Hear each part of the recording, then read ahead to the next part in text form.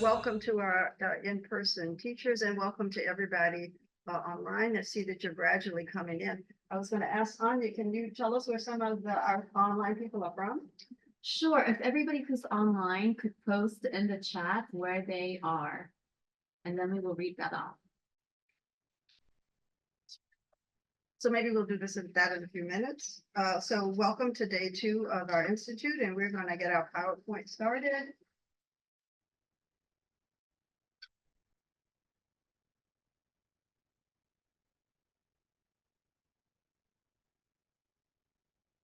So again, our Summer Institute for Educators, Healing and Justice, Medieval Stories from Ethiopia, Eritrea, and Egypt. And we're here at Howard University. As I said yesterday, but for those of you who may not have been online, this is a collaboration between Princeton University and Howard University. And it's a two-part. The first part is our Summer Institute, which we're doing right now, where we have outstanding scholars on GES manuscripts and manuscript paintings, and they will be presenting lectures. The second part is the curriculum. And what we're doing is we're building the curriculum. Now we have been, and we will continue into the fall, and we hope to be finished in the winter. If you're interested in joining our curriculum team to provide us feedback and field testing, please let us know. And we have some of the lessons that we are developing in the resource folder. They're not ready to be shared beyond our curriculum team, and we welcome again your feedback on those resources. And also the chat has been just turned on, so if you had already tried typing it and you couldn't, now you can. So here's our agenda, just a quick overview for day 2. We will start with a presentation about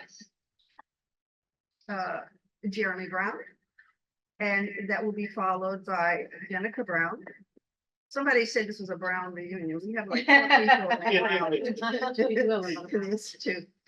Then after the lunch, which you will do at home, and we will have our lunch by Sodexo here, we will have a panel discussion with the close looking at Miracle of Mary paintings. Then we're going to do a classroom application, and we have a wonderful treat that we're going to have sacred music and chanting from Ethiopia and Eritrea. Then our evaluation and closing. And fortunately for us here in person, we'll be able to go to Catholic University, where they have a new collection of GES manuscripts. And so we'll be hosted by Dr. Monica Blanchard at Catholic University.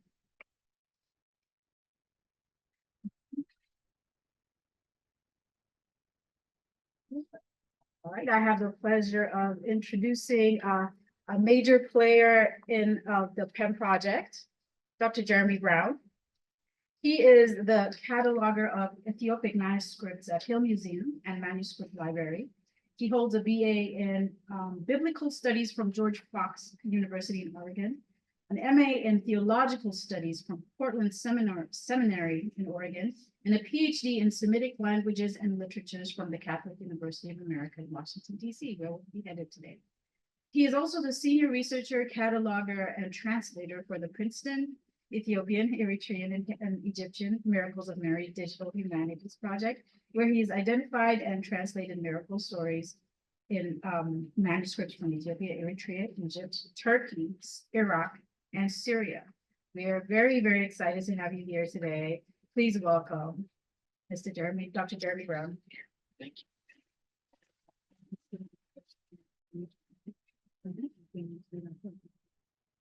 Wonderful. Thank you. Good morning, everybody. Great to see you all. Very excited to get to talk with you about some manuscripts. Thank you.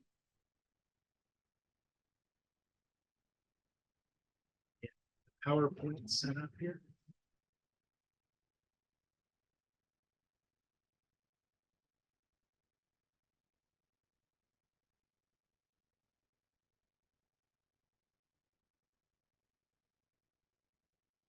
Perfect. Thank you so much. Okay. So one of the things in my presentation I hope to show you is the things that you could talk with students about for a manuscript without being able to sound out a single letter inside of the book. That's kind of my hope today. So in order to kind of orient ourselves, it's good to start with a map. So here's Jerusalem, here's Rome, here's Aksum. It's kind of helpful to kind of keep these places in mind as we start to think about the world and how different places interact as we talk about writing and manuscripts. And it's also important to remember Mecca is just hop, skip, and the jump across the Bab al-Mandab, and you can be into Yemen from Ethiopia and Eritrea.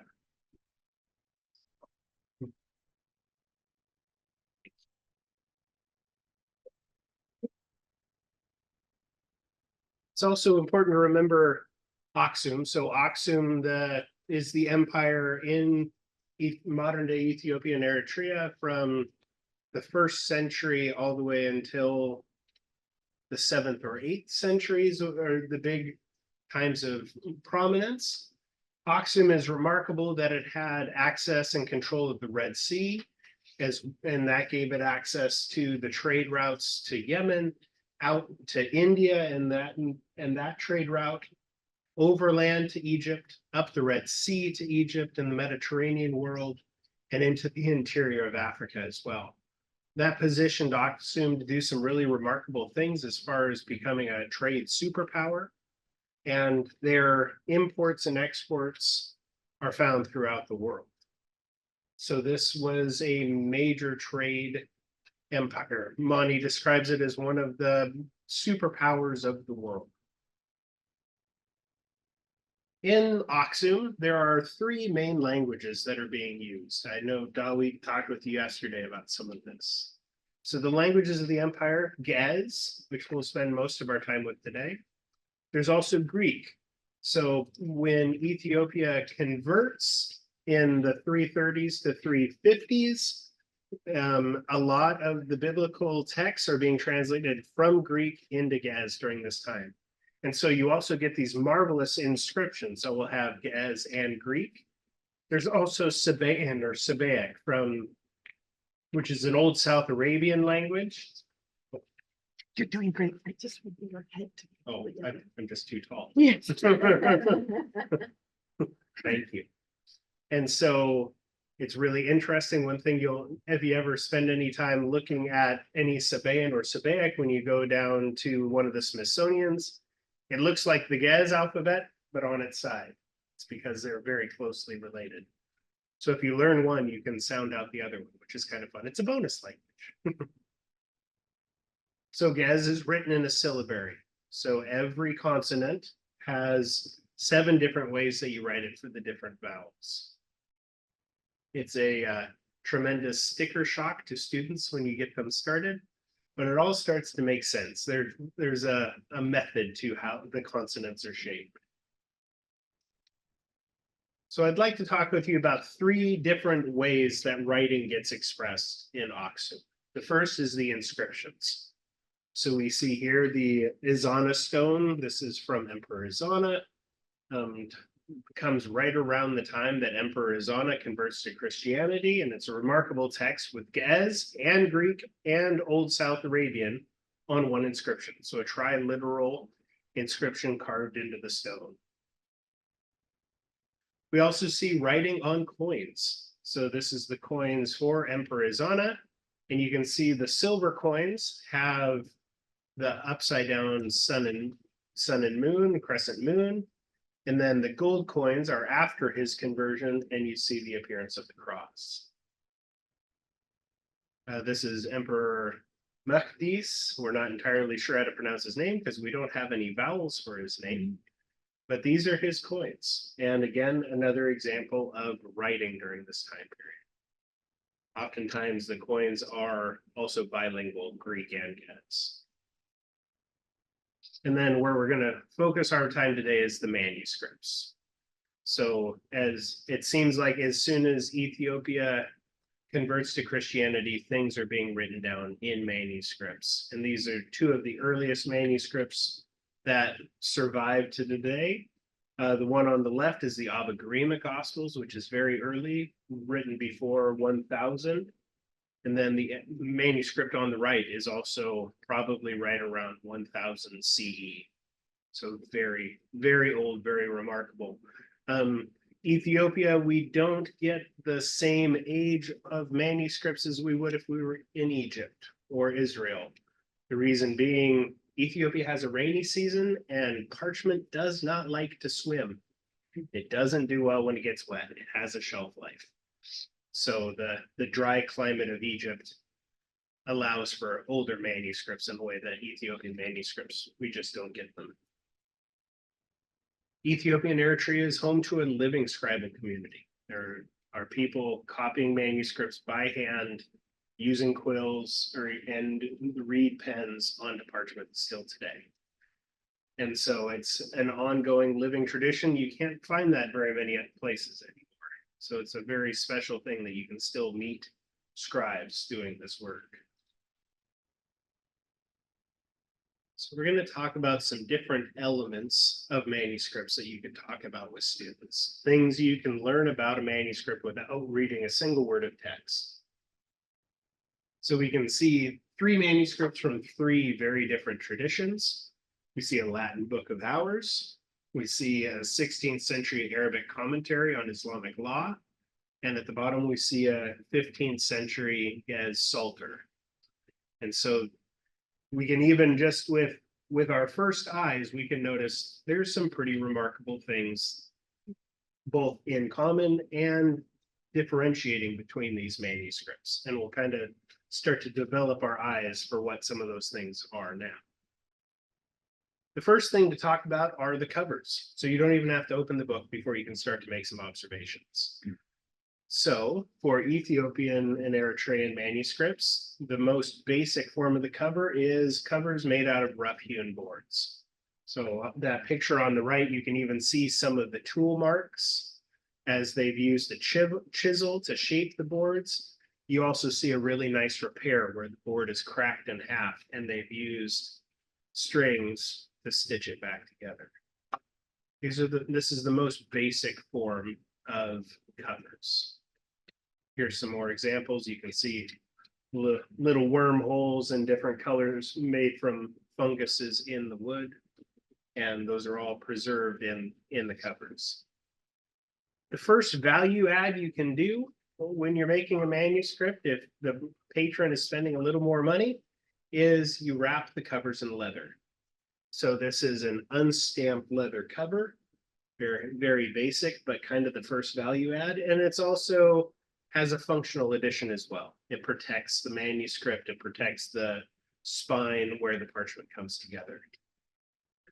The next value add is you can stamp the leather with these really beautiful and intricate designs, oftentimes including a cross or a church, and these beautiful patterns as well. So here you can see some of the interlocking patterns that they use, as well as the cross on the cover.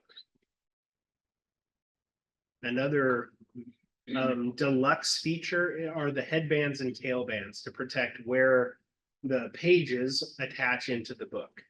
So that is both a beautiful thing, especially this braided design, but it also protects the binding and keeps the book held together.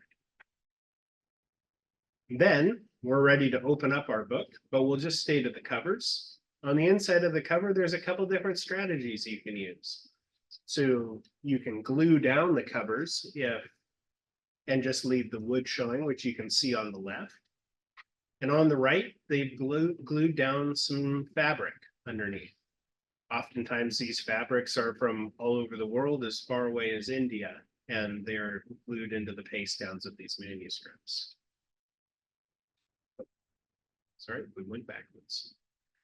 The last value add you can include is a mirror. These can have both very sacred explanations of the value of including a mirror, and I've also just been told to check your hair at church. So I've heard all kinds of explanations, and they're all lovely. And so it's very rare to see a mirror, but it's always fun to kind of know that they're around. Also looking at the outside of the book is how the books are held together. So they use a chain stitch binding, and the really cool thing with a chain stitch binding is because of how the books are held together, as you're turning pages, the book will self-level. So the book, because of how it's made, will keep tension from storing up in the spine, unlike having a really stiff paperback that you pick up and you almost have to crack the spine if you want to read all the way into the middle. A manuscript will lay itself open as you're turning the pages, which is really remarkable. Also, like watching with manuscripts for signs that the manuscript did work for a person or a community for a long time. And that's why that picture on the right is there. That you can see 3 or 4 different kinds of string that have been used to pull that book back together. That it's broken and somebody took the time to repair it. It wasn't an expendable resource that you just moved past. It was something you took the time to fix. Here you can see another image of how those bindings are held together, and you can start to see how the book is put together with these little booklets that are called quires. And so how you make a quire is you would take a stack of paper. Sorry, web audience, I'll be right back, I promise. I'm going to steal a couple sticky notes. So if you were making a manuscript, you'd have a couple sheets of parchment. So you'd take a couple of your sheets of parchment and you'd stick them together. But this time I'm literally going to stick them together. Generally just lay them on top. And then you'd fold it into a little booklet. This little booklet is a quire, which is what you can see the manuscript is made up of. And you would stick a bunch of these quires together, and that's how you'd make your manuscript. You can even make little maps of how the books are put together, called quire maps, which seem really fun the first couple hundred you do, but they kind of wear out after time. So if I sound less than excited, there's a reason why. The cool thing about them, though, is you see, for example, in quire number 1, that I've written this note, stubs appear. So the cool thing about manuscripts and manuscript production is sometimes the goat isn't big enough to make a full sheet of parchment. You only get enough for for 1 page, not the full sheet across to fold in half. And so skilled craftspeople have come up with ways to use all their resources. And so they'll take their booklet, and if they're a little bit short, so let's say they only have enough to have just a little bit extra, so they can fold it like this to make a page. They can stitch that in still into their booklet by having a little bit of extra stub on one side, and they can still use their half sheets of parchment. Use all your resources. Resources are precious, resources are expensive. It's a very skilled craftsperson thing to do, to be able to use resources like that. And you'll see some people really take a whole lot of pride in, like, they'll even glue down the stubs on the other side, so you have to really watch. Like, they know what they're doing. They're skilled craftspeople to really make these books beautiful. Another cool system inside the manuscript is they use these numbers, sometimes at the beginning, sometimes at the ends of each of the booklets. These have probably a couple different uses. One, sometimes manuscripts are being copied before they're bound together in a book. So you're slowly making the stack of quires, and you're really, really hoping they go into the book in the right order. This would be one way to make sure, if you numbered all the quires. It probably also had some amount of economic value as well, that you could show how many booklets you'd already made as you were getting paid along the way. Because a Psalter, the most common book, about 6 months of work. Book of the Saints, which is 2 volumes, are about each that thick. You're talking a year's worth of work for one person. So these are labors. They're done by people who are highly trained. And so their manuscripts are just a really remarkable thing, an investment by a community to make them happen. Here's another example where you can see they put a quire number on the left side to say, this is the end of quire number 4. And over here, here's the beginning of quire number 5. When you're looking inside of a GES manuscript, you're going to see red ink and black ink. The red ink can do a couple different things. So here they're using it as a section introduction. So this is the beginning of the gospel. And so this is Gospel of John, and they've introduced that with several lines of red and black alternating ink to call your eye to the new work. You can also put patrons' names in red ink. It's very common to pray for the person who paid for the book. And this is a Miracles of Mary, in which this practice is very much synonymous with the Miracles of Mary, that you pray for the patron at the end of each miracle. And then you get this next line of red ink. That's introducing a poem that comes at the end of the story. And then you have to put Mary's name in red. So there's Mariam, Mary. And then you have all the punctuation with the red ink. And then at the bottom, a little concluding line with alternating red and black dots. So the red ink can do lots of different things. And the scribe will tell you with the red ink, pay attention, something's happening here. And so you can always kind of direct your eye to see what's happening with the red ink. And also you make sure you put important names in red. So here's Mary, over here, Yasus, Jesus, God, as well as the section dividers and punctuation. Another really interesting spot where you can use red ink is in the Psalter, so the most commonly copied Ethiopian book. You can do columns of alternating red and black ink in a couple different spots. So in Psalm 150, each line of the psalm starts with the same word. And so they'll do alternating red and black to make these beautiful columns. Also here in the 10th biblical canticle, the 10th biblical song, they do this alternating red and black because everyone starts with a word of blessing. So they've alternated red and black ink. Questions, maybe we'll pause here for a second. Questions that have come up. Can you just go back one slide? Maybe. Yes. So if you guys see what he's talking about, that first letter, it's, what is it? Yeah, Yeah. say it again. And then. Barak, isn't it? Right. Barak, right? Say the whole word. You about a camel. Yeah, so remember Jeremy was talking, I am blessed, he is blessed, whatever, he was using Barak, just like in Barak Obama's name. So all Semitic languages, Barak, so anyways, just to relate back to yesterday. Yeah, nice, thank you. Any other questions that have come up along the way? I know we'll also have a Q&A at the end, but yes, please. Does rubrication just mean decoding? Yeah, rubrication, sorry, red, use of red. Yeah. From the Latin. Yeah. Sorry, that's one of the downsides of you get specialized in something, you're like, oh, I used a technical word, sorry. But yes, the use of red. Yes, please. So in your folders, you should have a list of definitions, and that's one of the definitions.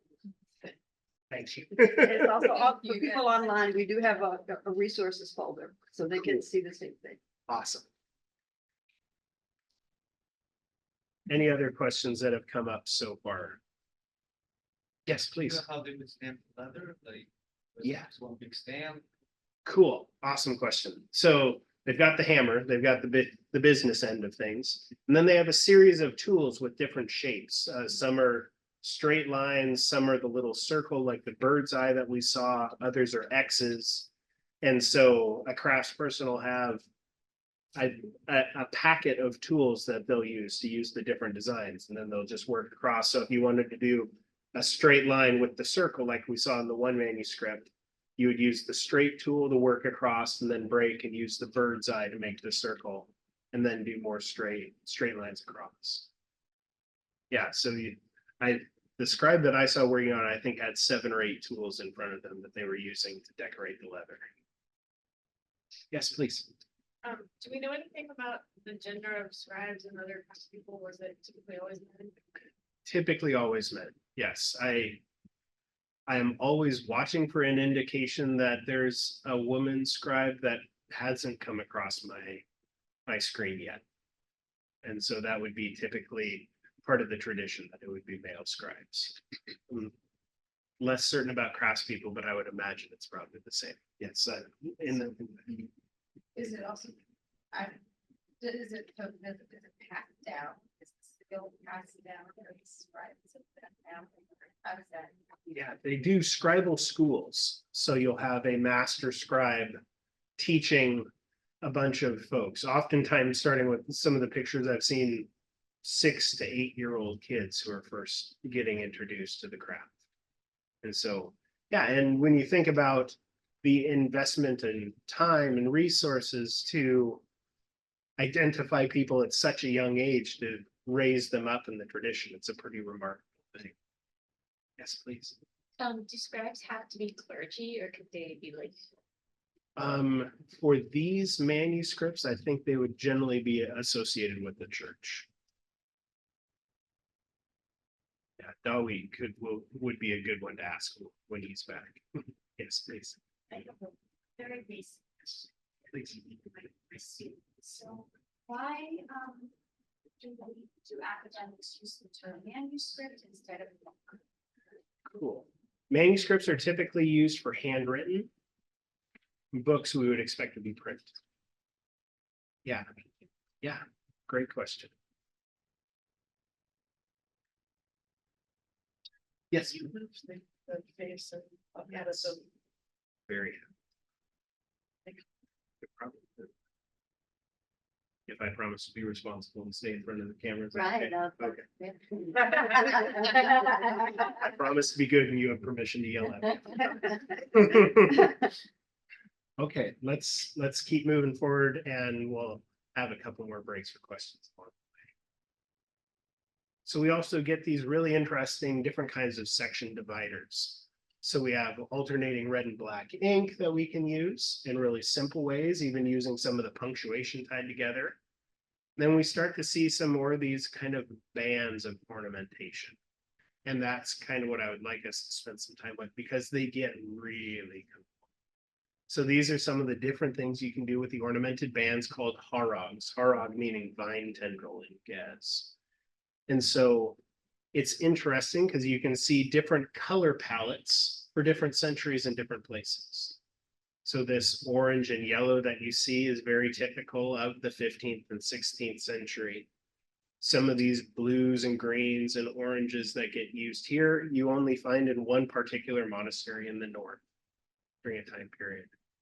Sometimes they include people features. So this time heads, sometimes people standing in the manuscripts. You also use a lot of vegetative scenes, which makes sense if the name of the tradition is harog, vine tendril.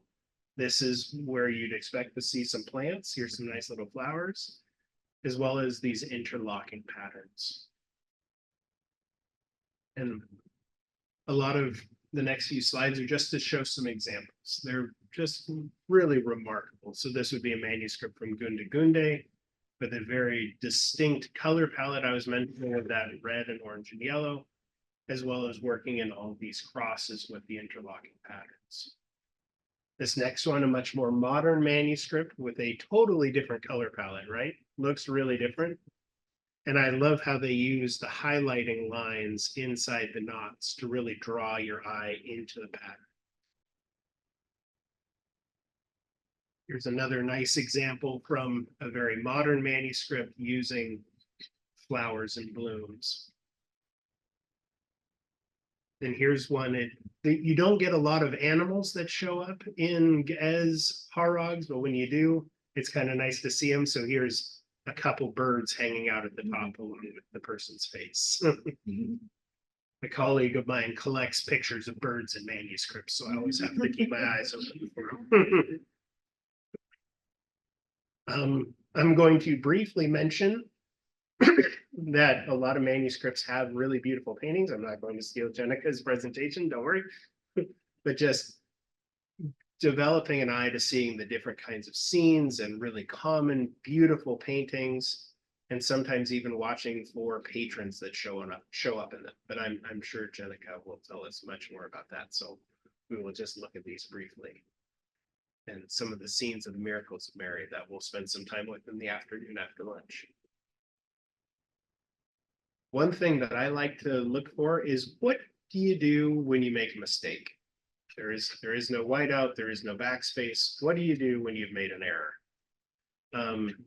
So in Ethiopian manuscripts, you have a couple different options. Here, you can just write the word directly above where you wanted it to go, just like you would at home if you were writing a note.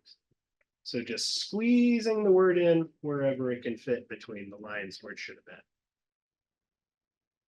But they also have really ornate systems that you can use if you missed more text than you want to try and squeeze in. So that they use these ancora or anchors. So they put the anchor in where the text should go. Here, the little cross in red here. And that's telling you, look somewhere for the rest of the text I forgot. And in this manuscript, it's right up here, that this text should be dropped in where that little cross goes. Similarly, down here, you see this little upside down T, and that's saying, I missed the word, and they forgot to write God in the verse, so somebody needed to fix that. And so we have that word up in the top. Yes, Wendy. Why is it circled, that text? They made a Scribal, I think this is a two-parter Scribal error, that they had their eye jump and they wrote an older line a second time because of probably seeing Exiabahir written in red ink. Their eye jumped to another spot, they wrote the wrong line, and then somebody later on saw that and went, no, it's not that, it's this. And so they circled the text you're not supposed to read and added the text you should read in its place. Well, good question. Yes, please. Consistent, even correcting error across manuscripts, these are the consistent methods.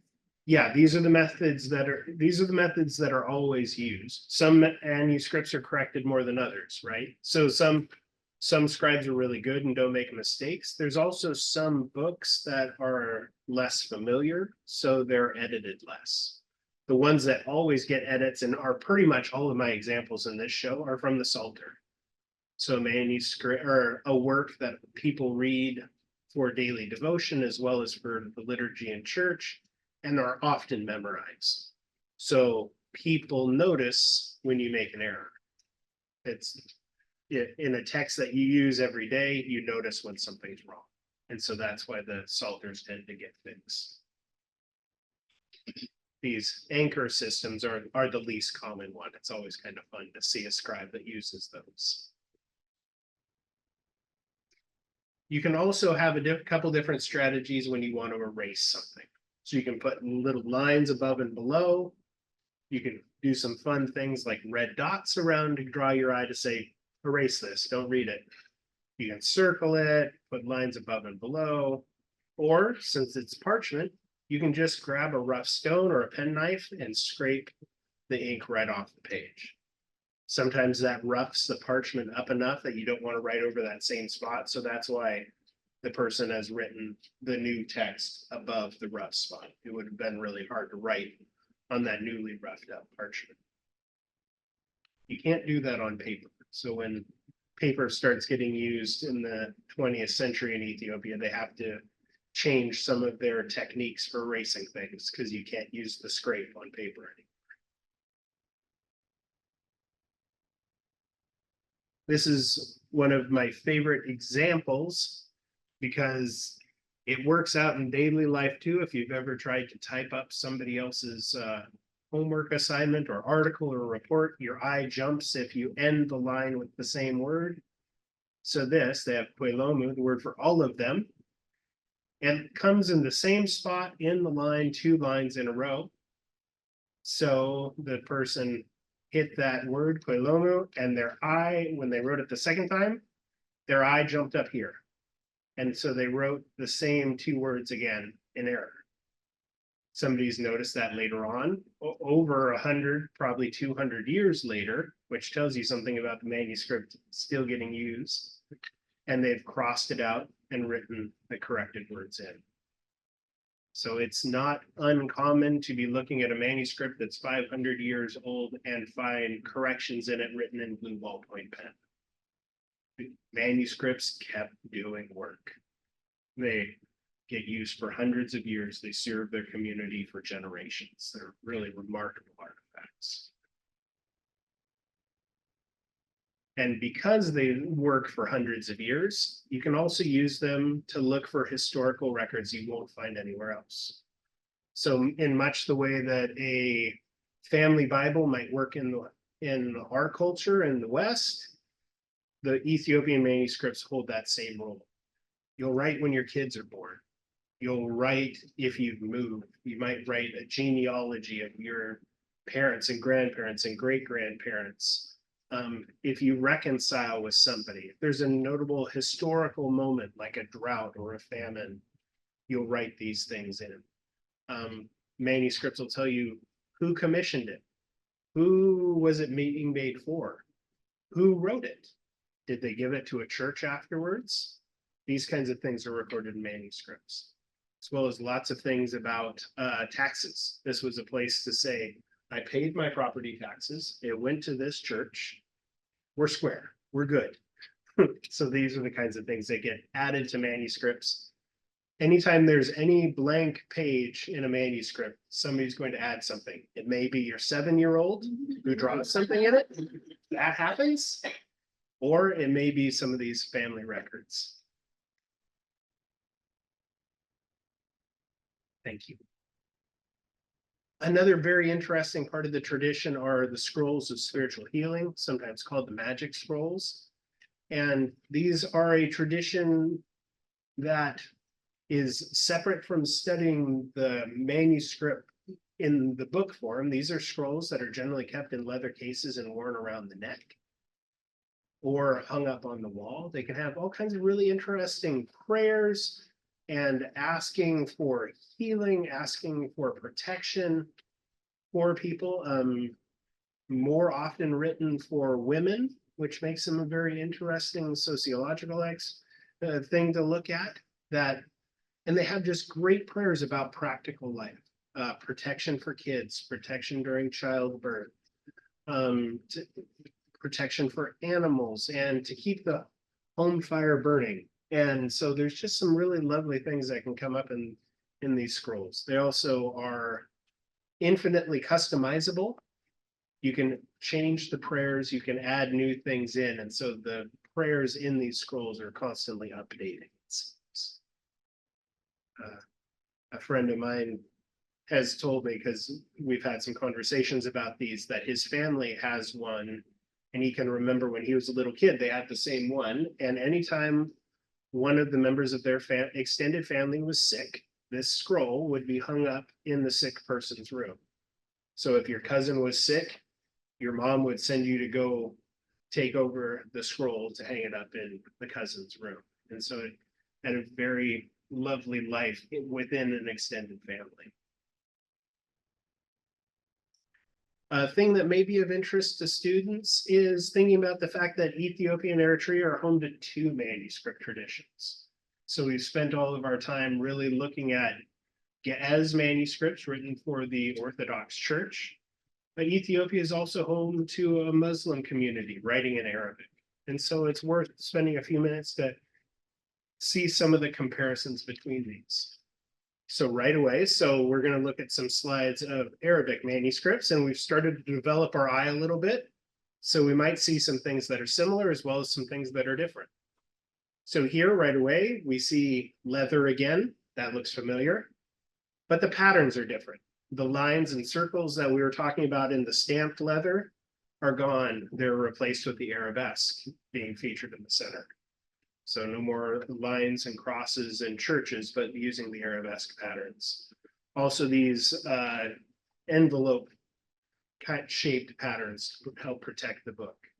Arabic manuscripts don't use wood in the covers.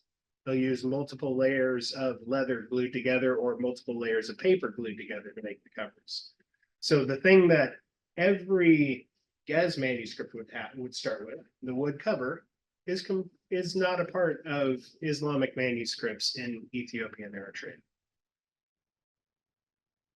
We can also notice some different things when we just open up a page without being able to read anything. Red and black ink are still there. Okay, that feels familiar. But the language has changed, whereas we've seen Gez more in its block individual letters. We now see cursive writing, words linked together. If we knew a little bit, we would know that Gez goes from left to right, Arabic right to left. So we've also switched reading directions. I show this just to show that there's a lot of the same uses of red and black ink that get used. Most of the time in Ge'ez manuscripts, we'll see text being written in 1 to 3 columns. In Arabic manuscripts from Ethiopia and Eritrea, it's almost always 1 column. Anytime it goes to 2 is because it's being they're copying poetry. So this is a poetry manuscript, so that's why it's in 2 columns. And sometimes there's the temptation to say that manuscripts written in Arabic aren't decorated. That's not true. They're beautiful, just like we see Gez manuscripts being beautiful, just in different ways. So here we see the front pages of a Quran, and they've done these beautiful front page designs to show off these decorative designs. They're different from the Harogs, but still a lovely tradition. And so all of these manuscripts are from the city of Harar, photographed in Harar, and are a splendid capture or snapshot of what the manuscript tradition in that city looks like. So here using the green ink. And just a little bit about digitization and photographing in place.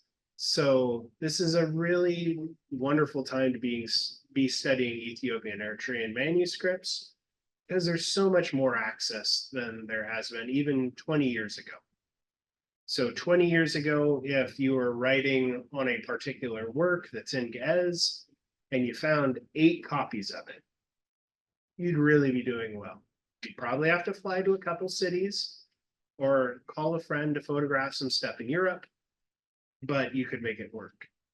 Now, there are well over 10,000 manuscripts from Ethiopia and Eritrea available online for free from your computer. So it's just really changed how the field can work. I've been part of a couple projects that have traveled to Ethiopia to photograph manuscripts. And so this is one of our setups, and you see the picture on the left, me a couple of haircuts ago, Otto Demeka Berhane, who's the head of manuscripts at the Institute of Ethiopian Studies in Addis Ababa, as well as Eric Young and Dr. Steve Delamarter. The 4 of us, as well as Otto Demeka's son, we work together to photograph manuscripts at the Institute of Ethiopian Studies.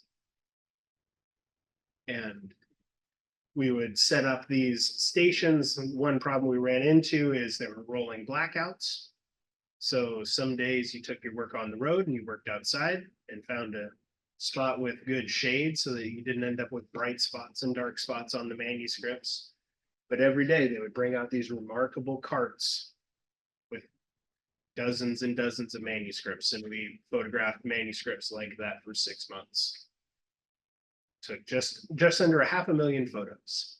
So there's exciting work to be done, exciting manuscripts to see and study. And so thank you so much for your time. And I hope if you have any questions or thoughts, I'd love to hear them and love to try to answer some questions. Thank you.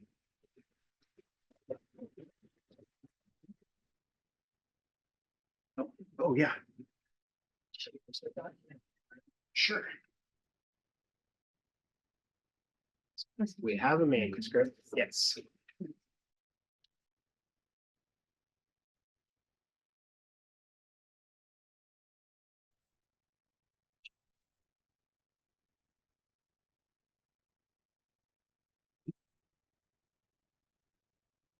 So we do have a manuscript here in the classroom with us. We're getting that set up so you can kind of see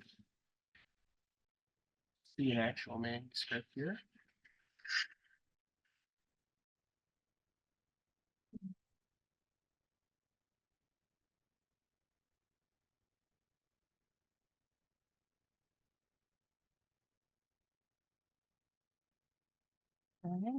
Cool, thank you.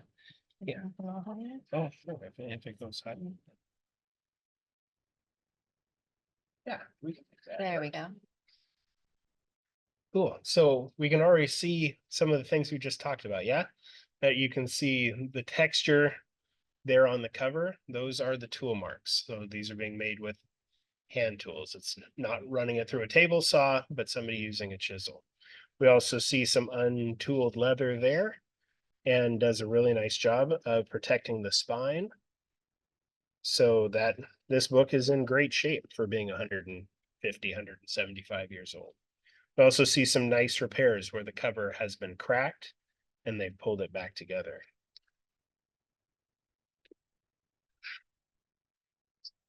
There we go. So here's another example of a harag. So here was some different faces worked in, as well as using the red ink, both for section dividers and for Mary's name. So some things, and just a lovely chance to actually see some parchment. And one thing I always like to look for is you can see the dark spots here. It's where you would hold it. This is a book that got used, got read, and so it's a manuscript that served its community. And so we can kind of have that here. Yes, please. Yeah. Yeah, so that is part of getting the parchment prepared is after it's been stretched and scraped and cut into sheets. Then they would lay it down onto a board and use that to lay out the lines for the manuscript. And that lets them both write evenly as well as keeping consistent margins.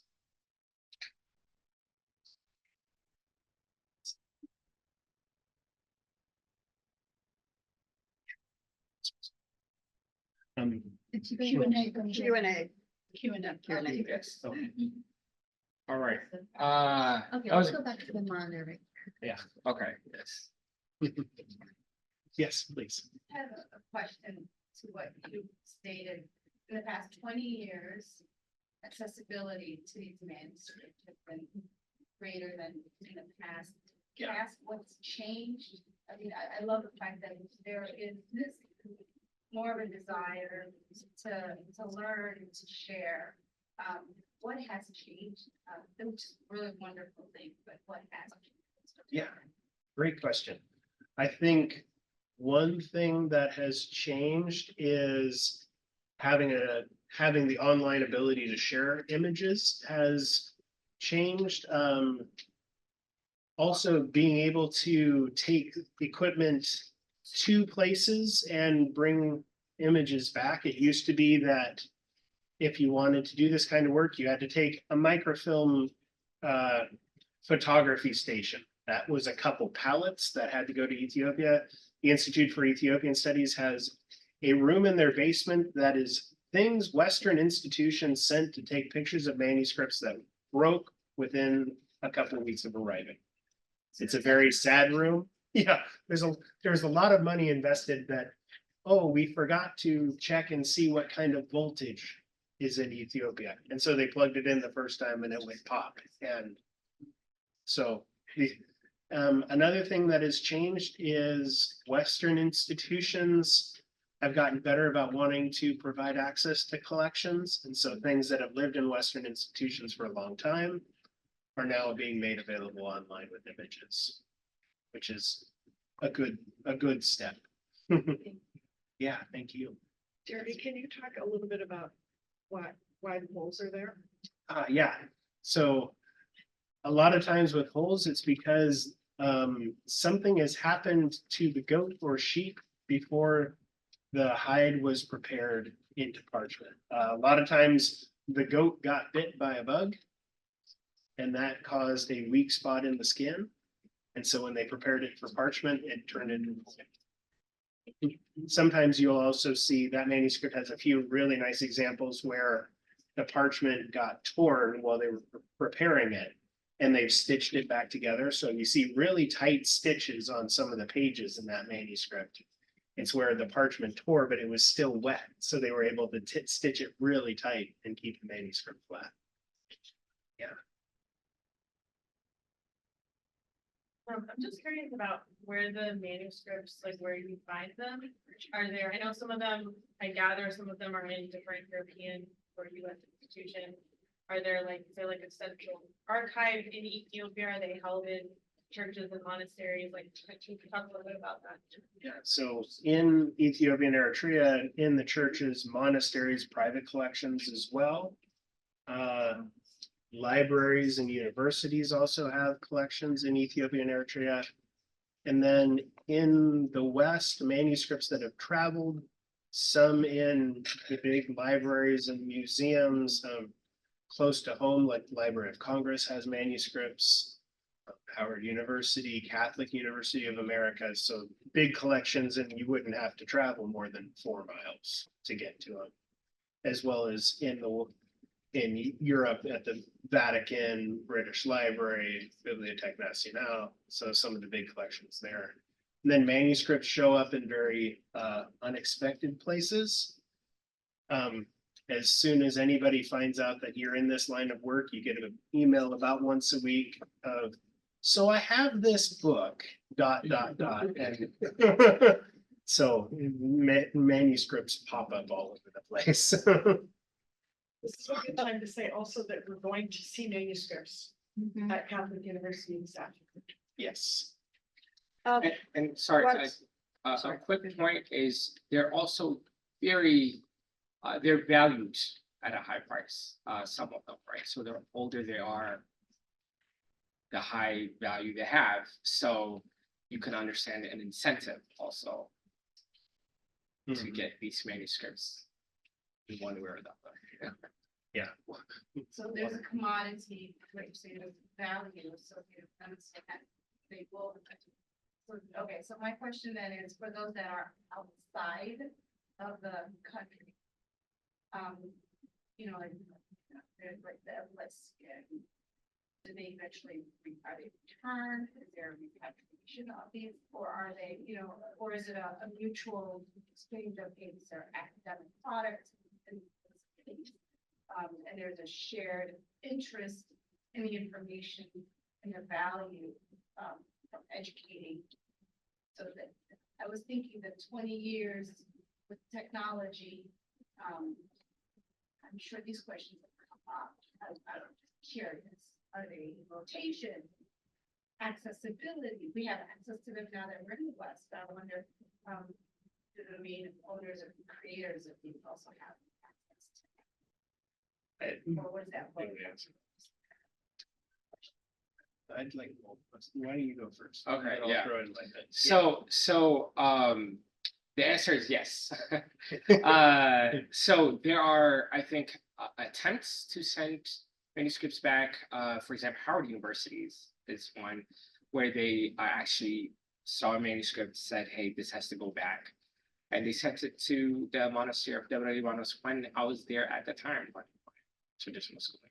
So there are attempts to do that, but it's not enough. I think there are calls to do more. There are calls to, especially, I think we were talking with my brother yesterday, with the Magdala collections that we know at the time and in the situations that, you know, some of these manuscripts were taken. So there are a growing number of concerns about, okay, what do we do with these manuscripts? But it gets extremely complicated. Yeah, and with some of the projects that I try to be a part of, then if I don't have the money to buy them and send them back.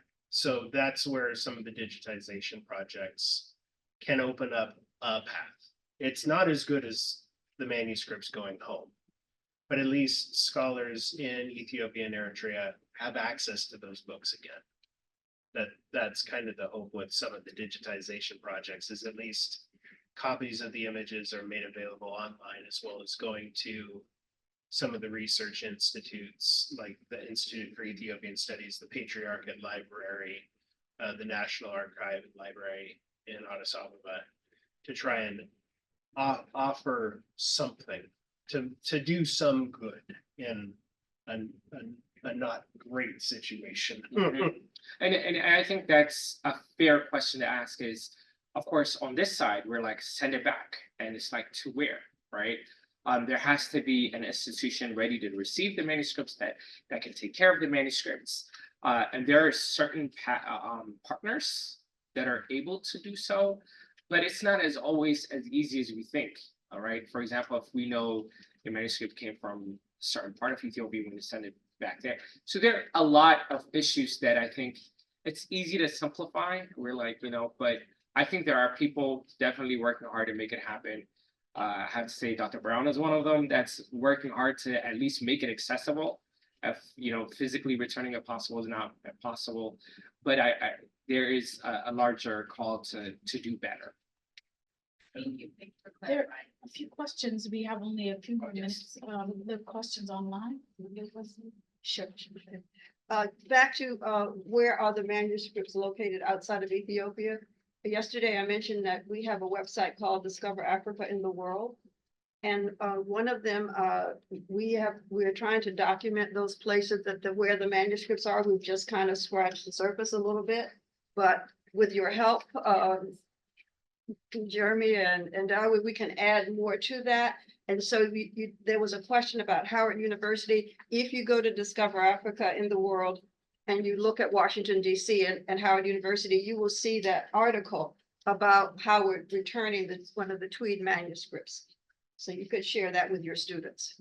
Yeah, and that was an exceptional manuscript because we knew where it came from, which helped with the point that Dawi made about who does it go back to. That manuscript, it was helpful because we knew where it had been, which made it easy, or it was one of the benefits of returning it. We knew where it should go. Okay, should we go to online questions? Yes, Okay. please. What sort of environment are these placed in for conservation purposes? I think most manuscripts so manuscripts in Ethiopia and Eritrea are being kept in the churches and monasteries and private collections that they're generally held. Some of those are more protected than others, and so that's always hard, yeah, that manuscripts, things happen to manuscripts, and that's what makes things like taking pictures so valuable. That people protect them the best they can, but having a second copy is a great way to protect them.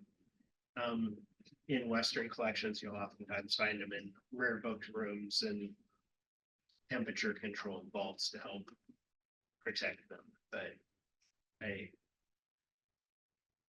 it's tricky. Can you elaborate on the training process to learn how to make manuscripts? I believe you mentioned that young students can start at a very early age, and I think this is great for our students to learn this history. Yeah, and it seems like so I think it's important to think about there being a couple different layers of people working. There's people making parchment, and that may not be only scribes. There may also be tradespeople making parchment, making covers, doing the leather work, doing the art. So there's various people that are working on these manuscripts to really bring them together. Can you say more on training scribes? I have seen actually the process. So it's interesting. When I was in the traditional school, I was witnessing someone in the training process.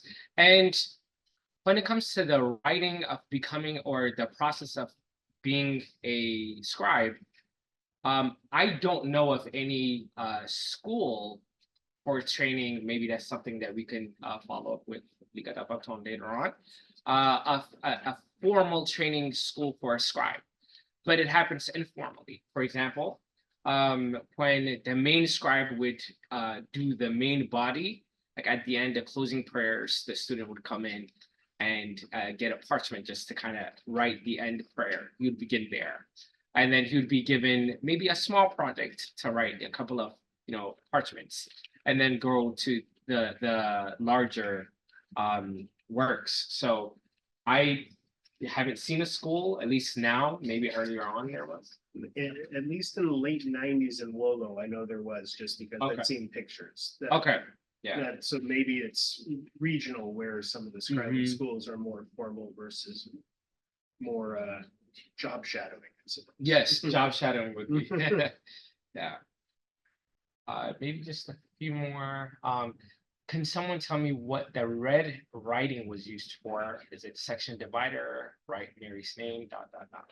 Yeah, so a couple different things that we looked at in the presentation, both to write the section dividers to highlight there being a new work or a new prayer or a new poem. Patrons' names, important names like Mary, God, Jesus, any saints, angels, they get red ink. As well as punctuation and section dividing.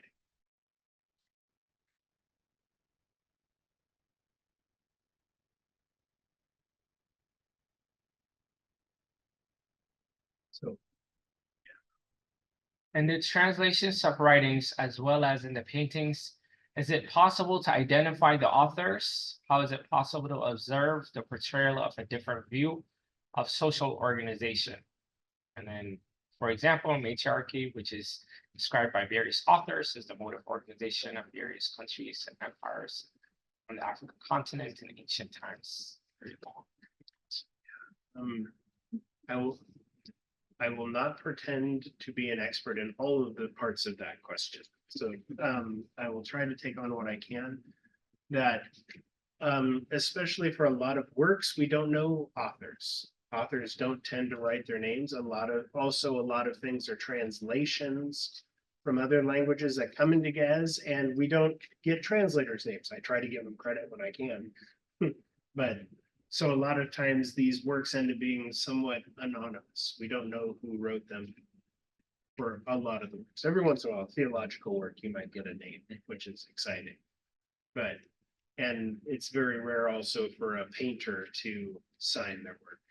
Jenica, do you have any more to add on knowing painters? Or Yeah, I mean, I'll talk a little bit about this in my Oh, presentation, okay. but generally it's the same case where we don't know who the specific artist was.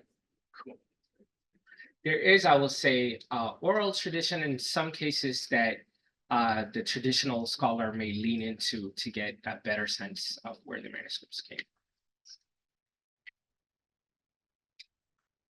Yes, please. Just a clarification question. You said many of them are psalters. And I know that vocabulary's not on our list, but does that mean they are like psalms that are found in a lot of religious texts? Yeah, so it'll be, There is maybe a very long time ago. yeah, so the Ethiopian Psalter has 5 works in it, 151 Psalms of David from the Bible, as well as 15 biblical songs called the Biblical Canticles, collected from the Old and New Testaments, compiled as a collection, which is a very old tradition. You see them all the way back into like 3rd century Greek manuscripts. So a very old collection, as well as the Song of Songs or the Song of Solomon from the Bible.